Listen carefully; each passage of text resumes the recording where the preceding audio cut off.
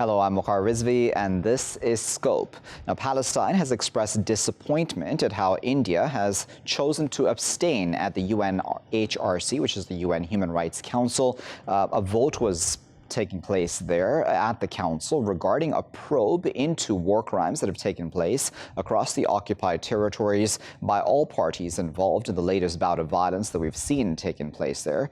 Now, of course, we know that of recent, especially under Prime Minister Modi, India has been moving ever closer to Israel and Netanyahu and his government, and has been moving further away, seemingly, from Palestine. Now, in the past, we have, in fact, had India vote on behalf of Palestine and in support of Palestinians. So what has changed in these middle years, and what does this then mean going forward for India's relations with and policy when it comes to the issue of the occupation of Palestine, etc.? Let's discuss all of those issues a bit further. We're now joined by Ranjan Solomon, who is the director of Dayal, which is a justice and human rights consultancy. He's also the editor for Palestine Updates newsletter. He's joining us today from Goa. Joining us from New Delhi is John Dayal, who is a human rights defender, senior journalist, researcher, and analyst. John and Ranjan, thank you both for taking your time out to join us today. Ranjan, I'd like to start with you. Why do you think it is that India abstained from this vote? What kind of a message is it trying to send? I think the message is very clear. We are on the wrong side.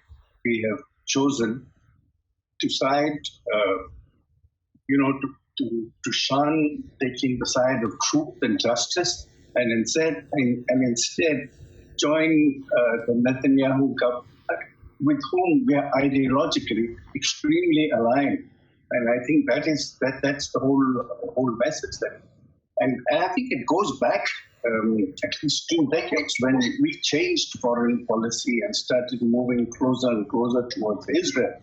And to the point where today we are one of the largest importers of military hardware from Israel. We do all kinds of trade with Israel. And so this is all about commerce, about economics, politics, and Islamophobia. I think that's important to say. So we are fighting these kinds of issues, and that's why we chose to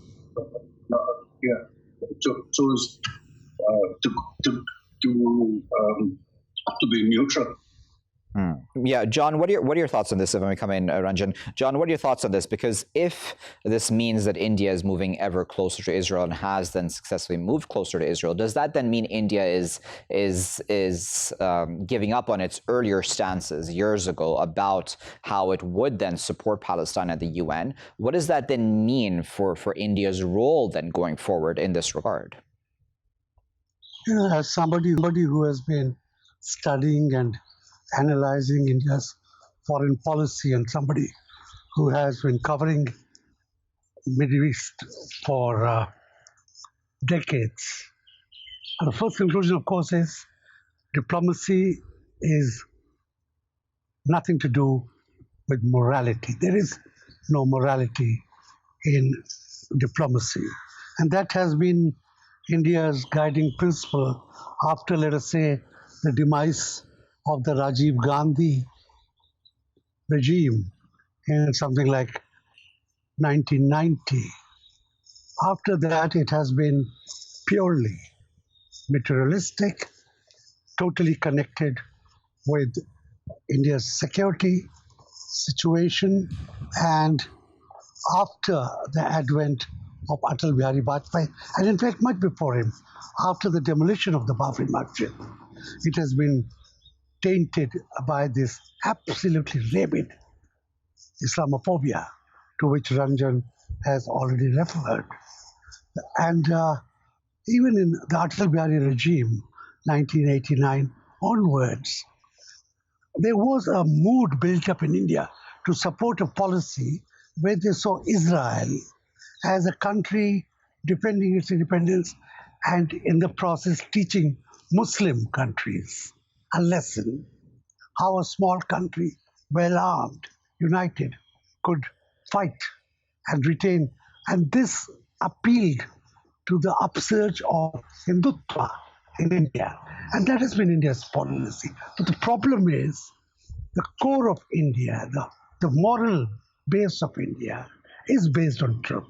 Jawaharlal Nehru, Indira Gandhi, Rajiv Gandhi, and even Sonia Gandhi, for that matter, have seen it.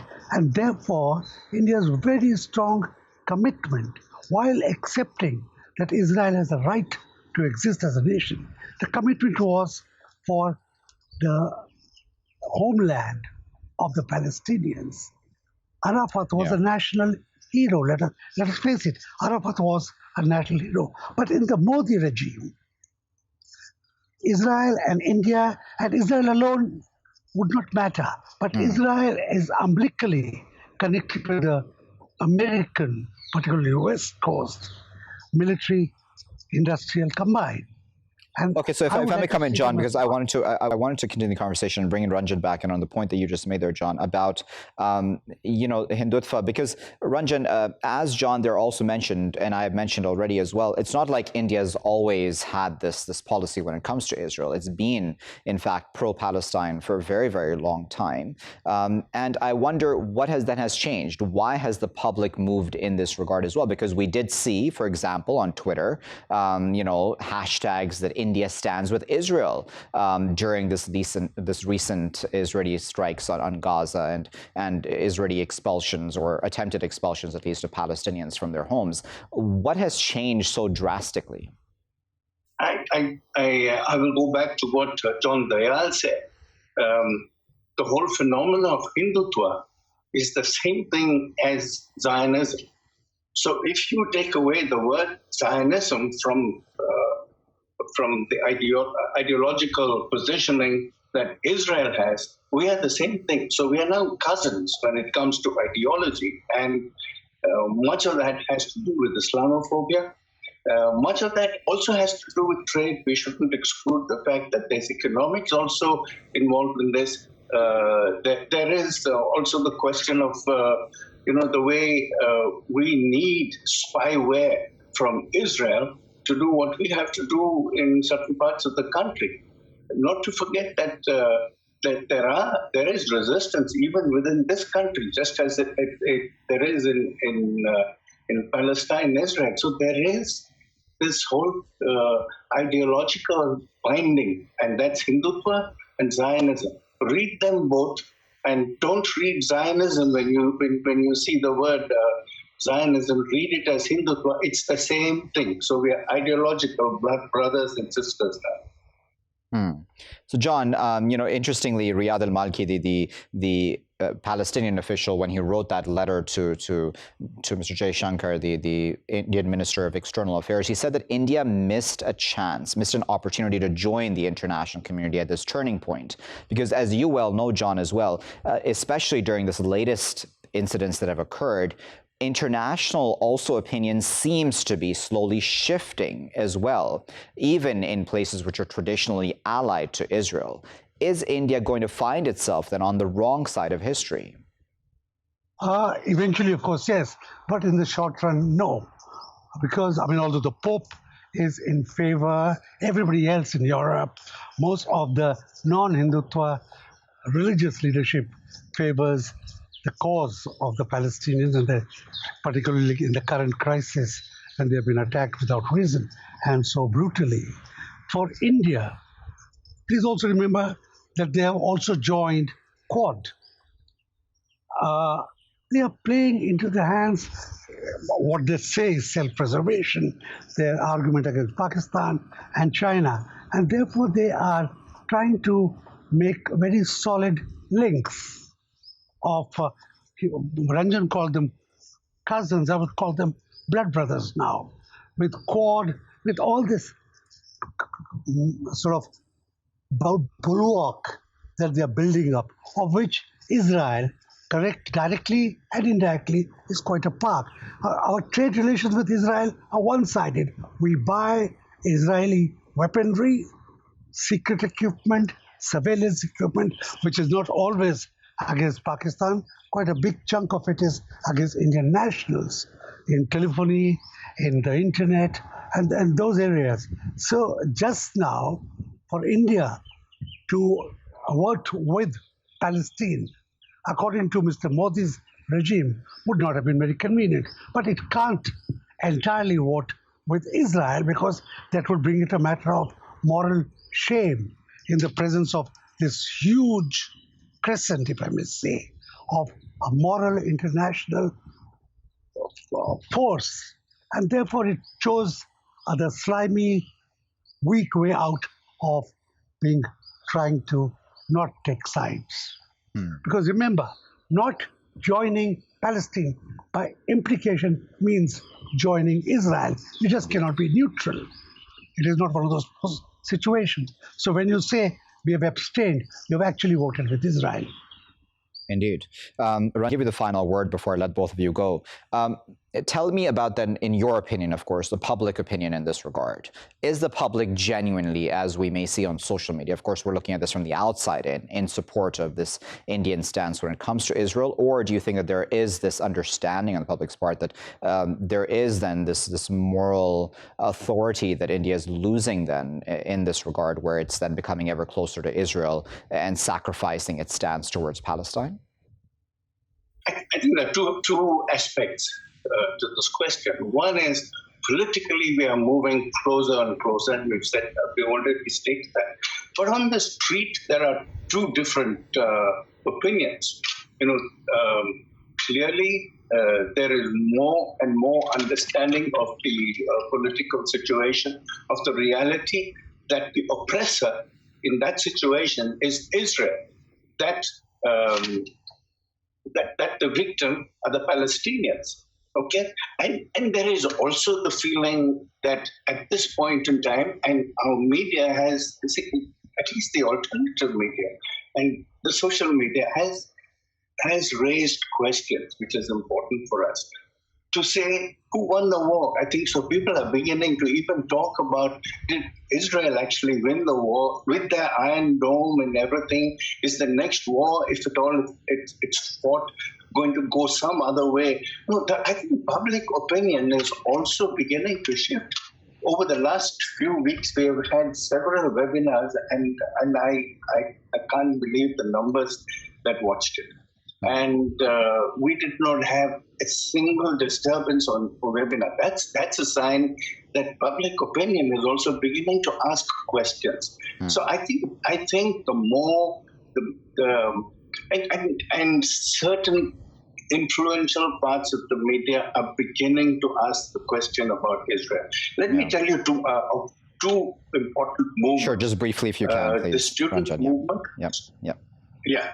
The Student Federation of India, which is the left parties in India. In Delhi, 5 million students decided to boycott India. That has spread. Okay. Today we boycott HP, we boycott Puma, we boycott quite a lot of things.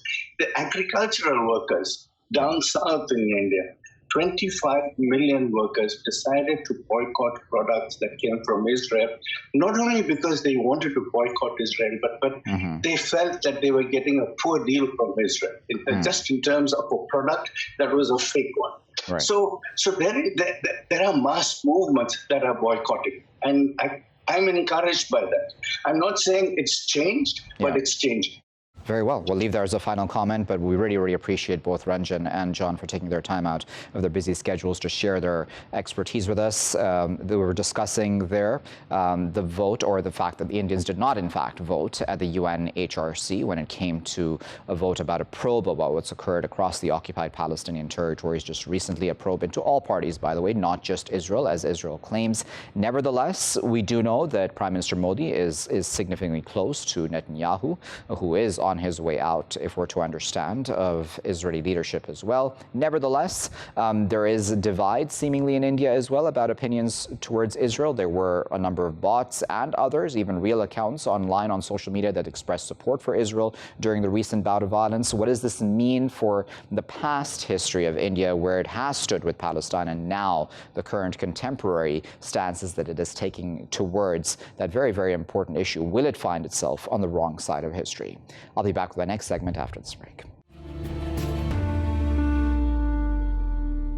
Welcome back, viewers. You're still here in Scope with me, Waqar Rizvi. Now, Pew Research has conducted a poll, and it doesn't really come up with surprising results, especially for those of us who've been working in international media for as many years as we have. But it says essentially that there is a very partisan divide regarding what channels you refer to, media organizations even you refer to, their lean, i.e. left or right, or even centrist, if some of these are more centrist, and then your opinions about foreign policy. So in this case, we're specifically talking about American foreign policy. And we can then talk about, as I said, the channels on the left and the right, and some of them are very obvious. The Fox News, CNN, New York Times, et cetera, et cetera. The list is really endless on both sides. And then obviously that does impact then how you view the world around you and what you want your respective country's foreign policy to be. And as I said, in this case, we're talking about the United States. Now, there's a lot to talk about, certainly, when it comes to U.S. Foreign policy and its effects around the world. Within this research, there's a number of countries pointed out, but I'm going to try to speak in more general terms with our panelists who are joining us now and put this into context, especially for those of us on the outside of the U.S. and how this possibly may impact the rest of us as well. To speak about this a bit further, we're now joined by Dr. Kurk Dorsey, who is a professor of history at the University of New Hampshire. He's joining us this morning from Durham, New Hampshire. Joining us from Brunswick in Maine is Dr. Gordon Adams, who is a distinguished fellow at the Quincy Institute. He's also a professor emeritus at the School of International Service at the American University. And joining us from South Bend, Indiana, is Dr. Michael Desch, who is a professor and chair at the Department of Political Science at the University of Notre Dame. Michael, Gordon, and Kurk, good morning to all three of you, and thank you for you joining us this morning. Kurk, let me start with you. As I said, in and of itself, I don't think that the results of this research are very surprising, but then it does then bring up concerns about echo chambers, right, where we're sort of just all stuck in our little bubbles, even when it comes to foreign policy, and we only really like to move around within that. That's sort of dangerous, is it not, when you're looking, hopefully, to impact the world in a more positive fashion? Absolutely. I think the echo chamber problem is one of the biggest problems we have in American politics right now, is that people hear only what they want to hear, and then it gets reinforced. And if anything, actually, I think one thing that the Pew study missed, just because of its methodology, was not looking at people who get their news from Facebook or other places like that that don't even have the pretense of fact checking. And those echo chambers are even worse. So I think this is a particular problem. And yet it's striking that, at least as the poll suggests, that left and right, there's an agreement that China is a problem. And so that might create an opening to break across the echo chambers. But the center doesn't seem to think that China is as much of a problem or the same kind of a problem. So it's going to be a very tricky political issue for the Biden administration if it wants to try to bridge the gap between those two. And of course, the other thing is the poll is now 9 months old and from before the election. So it's not entirely clear that the attitudes are the same in June of 2021 as they were in September of 2020. Gordon, I wonder, and I'm speaking, of course, from a part of the world that has been affected by U.S. foreign policies, good and bad, and now that can be debated. I don't want to necessarily go into that, but do you think that there is an understanding within these echo chambers about the effect that, their respective pressure on politicians, et cetera, may then have for the rest of us? Well, what's interesting about the poll, I find, is, in a sense, precisely that. One needs to be very careful about polling on foreign policy, in large part because foreign policy, public opinion views on foreign policy don't really drive foreign policy. Foreign policy is more made in Washington, D.C., inside the Beltway. But what the poll does reflect is an extreme division in the American public, and frankly, it mirrors the divisions about politics in general in the American public. But what you're going to find is that administrations are generally not driven by public opinion on foreign policy. The elections aren't driven by public opinion on foreign policy. Perhaps only the 1980 election, and when Ronald Reagan was running against Jimmy Carter, was one of the last elections that was really, in a sense, influenced on foreign policy views. So we need to be careful about this poll. I think the two things that may be significant here in the polling are the degree of concurrence on two things, one of which is the importance for both sides in the American political divide to protect American jobs.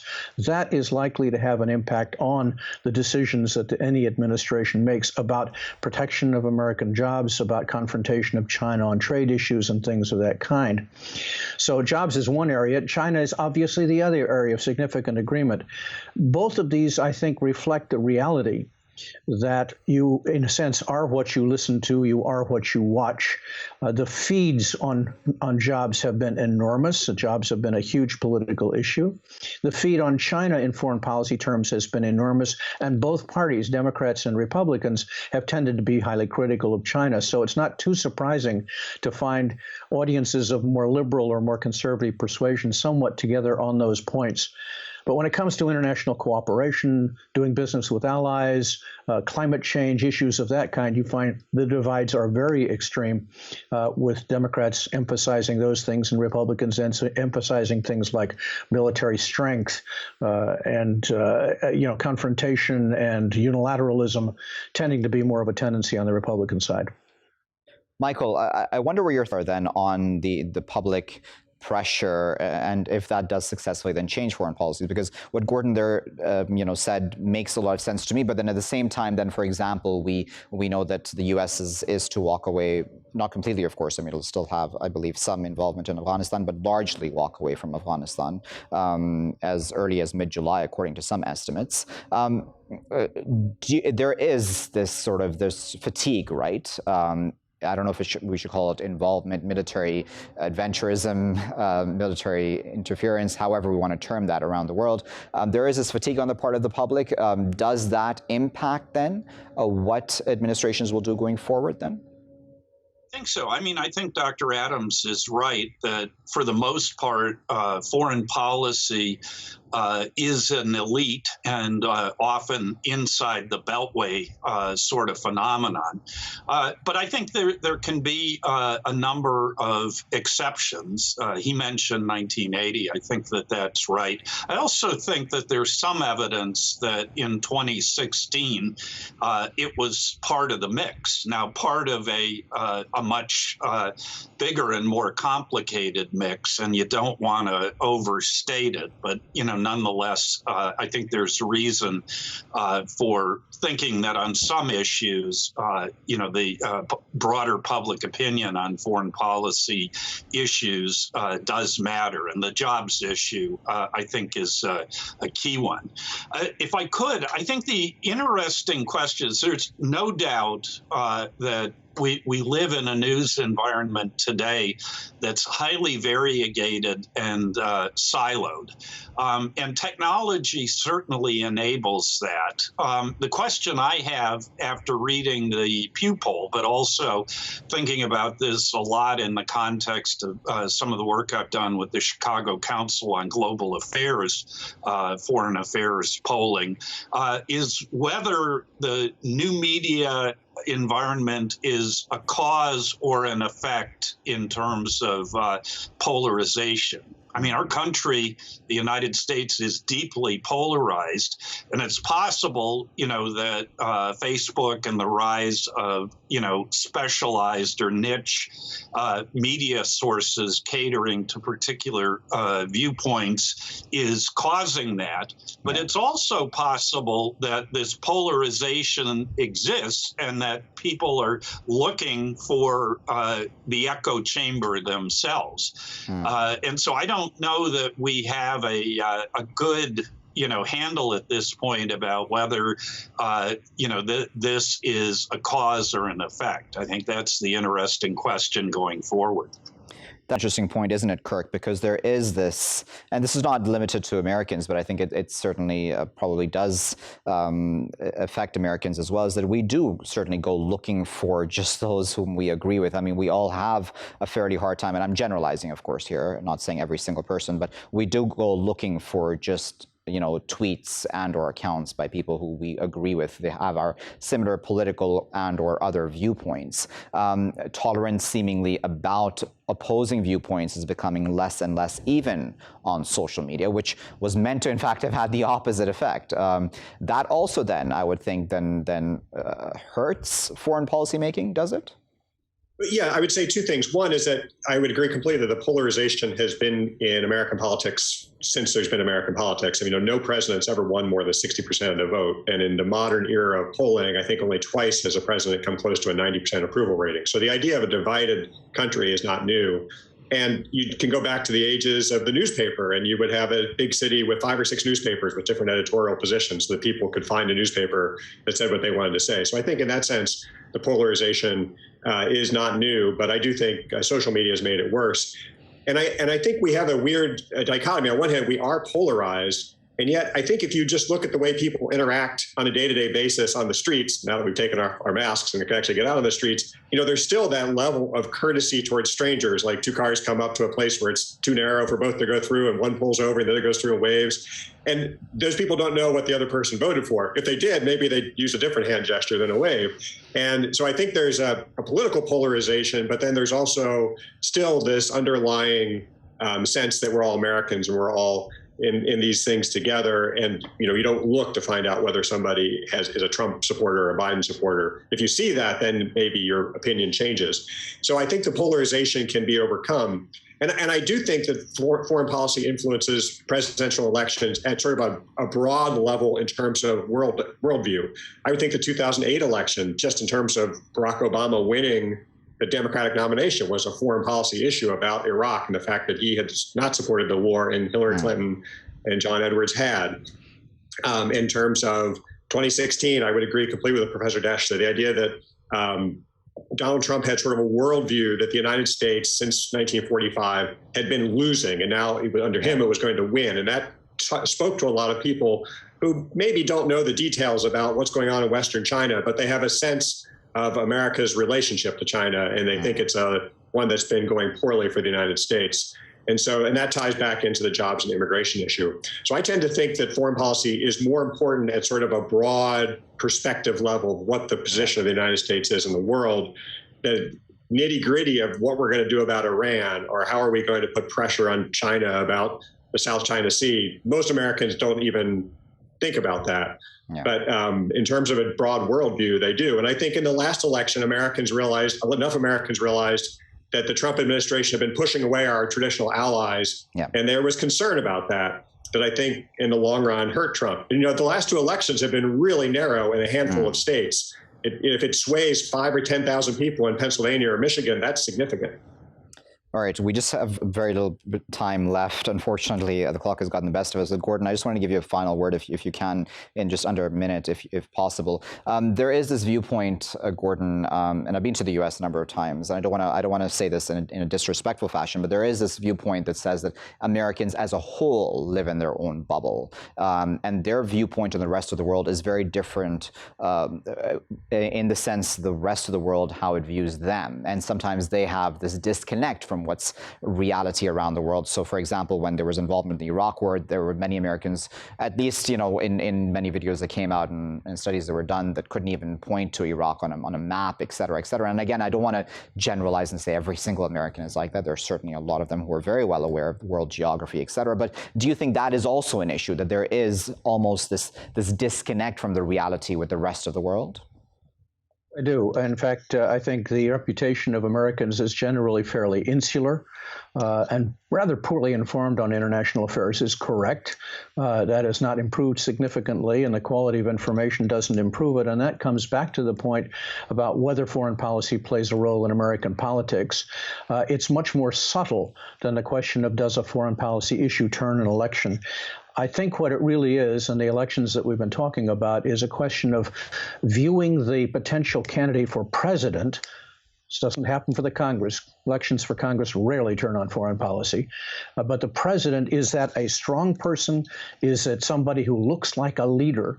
So that in 2004, for example, when John Kerry was running as the Democratic candidate, the Republicans successfully tagged him as an inept leader, as somebody who was not strong, who was not going to be a leader. There's no real policy priorities attached to that generalization about the leader, but it's very important in who you select as the leader.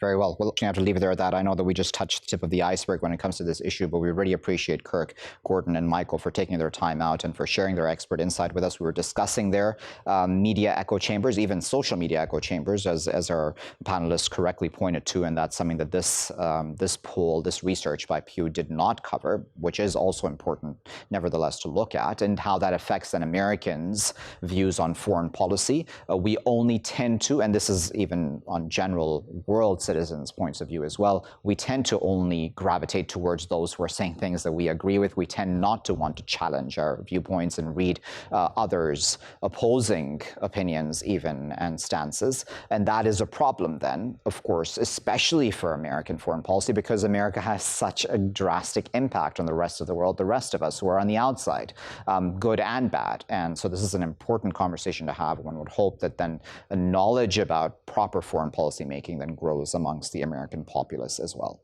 I'll be back with my final segment after this break. Welcome back, viewers. You're still here in Scope with me, Waqar Rizvi. Now, in the final segment of today's show, we're going to discuss the Austrian government setting up a website with a national map of Islam, as it's called it, and it's detailed 620 Muslim associations, including mosques, officials, as well as other such entities and organizations, saying that this essentially is meant to, in their words at least, and I'm paraphrasing them, of course, meant to show transparency about where these associations are. Now, the integration minister has defended this, saying that there's nothing wrong with this, that this is not targeting Muslims, that this is only targeting what is called loosely political Islam, in quotation marks. But nevertheless, Muslim organizations, as well as other civic and human rights groups, have reacted with alarm, saying that this will then open up many of these associations, mosques, and individuals to possible Islamophobic attacks if anybody does wish to carry such attacks out. Now, Austria in the past has been praised sometimes for the fact that it recognized Islam as one of the official religions that it does accept. So at that point in time, there was praise of the country. But ever since we've had this right-wing tilt now under Sebastian Kurz, things seem to now be going the opposite way. Instead of tolerance, we seem to have more and more of this effort to otherize, if I may use that phrase, Muslims, as well as, of course, we can talk about others certainly in the country also. Let's discuss all of those issues a bit further with our esteemed panelists. We're joined by Dr. Reinhard Heinisch, who is a professor of Austrian politics and comparative European perspective. He's also the chair of the Department of Political Science and Sociology at the University of Salzburg. He's joining us today from Salzburg. Joining us from Vienna is Dr. Rüdiger Lohlker, who is a professor of Islamic Studies at the Oriental Institute at the University of Vienna. He's the head of the training course for imams as well at the University of Vienna. Rüdiger and Reinhard, thank you both for taking your time out to join us today. Reinhard, I'd like to start with you, if I can. What was your reaction to this national map of Islam? What's the message that the government is sending? Yeah, I think, we were surprised, and I thought it was a terrible idea and the reactions were quite predictable. So in other words, the fundamental question I have, what purpose does the map serve? The argument by the government is riddled with loopholes and contradictions. And I see this in the context of a political change and transformation that the Conservative Party, that traditionally was actually quite pro-religion, has been going through. And I see this in the larger context of identity politics and as a way of engaging in symbolic politics, catering to an electorate that has become increasingly important to that party. And the reactions we've seen were quite predictable. What are your thoughts on this? Do you agree with Reinhard that this is more to do with politics? Oh, it is about politics. It's the turning away from a pro-religious stance. It means to define an identity that is somewhat related to Christian Catholic identity of Austria, but turning away from every other aspect of religious life in Austria. And I was surprised when I witnessed this map reappearing again, since it has been published, first version, in 2012, so many years ago, and it virtually disappeared. Nobody was interested, and now there seems to be a political interest in republishing this kind of map. Reinhard, what is do you think at least, the public sentiment when it comes to this? Because Muslims have been in Austria for a significant amount of time. As I said, Islam was accepted as one of the official religions, I believe, by Austria not too long ago. So, I mean, at some point in the not too distant past, it seemed that things were going fairly positive, in fact, in Austria for Muslims as well as other ethnicities and faiths. Why has public sentiment shifted, if that is what's happened? I wouldn't say the public sentiments have shifted so much. I mean, when Austria-Hungary annexed Bosnia before even World War I, suddenly Austria-Hungary found itself the old empire with a Muslim population, and at that time, a very progressive Islam law was passed, and that essentially has, with variation, stayed in force. But because Austria did not have a significant Islamic community for a very long time, it was a non-issue, it was a non-political issue. And therefore, it wasn't part of the political debate, political discourse. And then in the 1990s, the radical right began to turn immigration into a political issue, became a salient political issue.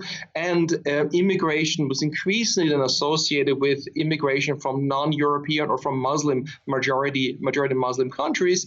And as such, Islam became an issue on the far right. And in the new conservative government, the head of the new government sort of has staked a claim to identity politics because he was able to lure voters away from the radical right to the conservatives and positioned the Conservative Party further to the right. And engaging with this Islam question has worked for them. And this is one of several attempts to make this an issue because it resonates not with the public at large, but I think it resonates with a sizable portion of the electorate. And therefore, it doesn't really matter what the criticism is or what the government says it's doing. I think it has the effect of resonating with that community, regardless of what we all may think about that map. I think the argument, the justification makes no sense. Who needs that map? If the Austrian intelligence services, the anti-terrorism units need a map on a website to find that, if Muslims need that map to orient themselves which mosque they will join, and I don't know who else would need that map. So in that sense, it makes no sense. But I think it allows the government to talk about, Lucy, we're doing something about this. And as you already mentioned it speaks to the two issues, political Islam, which is a term that government has developed, and it seems dangerous and problematic, and assimilation. So and between political Islam as a concept that government uses and assimilation, these are the two main concepts, I think, that we have to understand when we talk about the map. But it's part of political symbolism, little more. Yeah. Rüdiger, I'll give you the final comment before I let both of you go. Wouldn't it have been better, and I'm sure you'll agree that it would have been better to discuss with the Muslim community before carrying this out, right? I mean, if this is, as the government says, an innocent initiative, why didn't the Muslim community, or why wasn't the Muslim community spoken to? I mean, it would make more sense that if you want to ensure safety and security for everybody in the country, that you include all communities, that you work in harmony and in conjunction with everybody. Why wasn't that done, do you think? That would be the most rational approach to it, but there is no real intention to create a secure environment. The government needs a feeling of insecurity. And that's what is the issue at stake here. They are trying to create this feeling, okay, there's an imminent threat of political Islam endangering the Austrian society, and we are the only ones who are fighting it. quite simple message, quite understandable to the electorate, but there is no attempt to find any solution. If you want to find solutions, you have to discuss with the Muslims, with the Muslim institutions, but nobody's interested. Well, we'll leave it there at that. But we really, really appreciate both Rüdiger and Reinhard for taking their time out of their busy schedules to share their thoughts with us. They were speaking to us from Vienna and Salzburg, respectively. We were discussing this national map of Islam that the Austrian government has released online. 620 associations, organizations, individuals have been put out there, essentially. The government says this is, again, as I said, an innocent initiative just to create transparency so that people know what mosque they're going to, what their affiliations respectively may be. But then why isn't the government doing this, if it is so innocent, for all faith groups? And I'm obviously not calling for any other faith group to be targeted in this fashion, because no one wants to be in that sort of crosshairs at any point in time, because that just creates this feeling of otherization, that you're not welcome in the country that you've lived in for so long, that you are a citizen of, and you thought you were respected in. What does this mean then for the far-right tilt as well in the country? This very disturbing far-right tilt, which continues even at a time, as we discussed with our guests there, that Austria was one of the few countries in Europe that not too long ago, in fact, accepted Islam as one of its official religions that it accepted in the country as well. I'll leave it there for now. I've been Waqar Rizvi. Thanks for watching.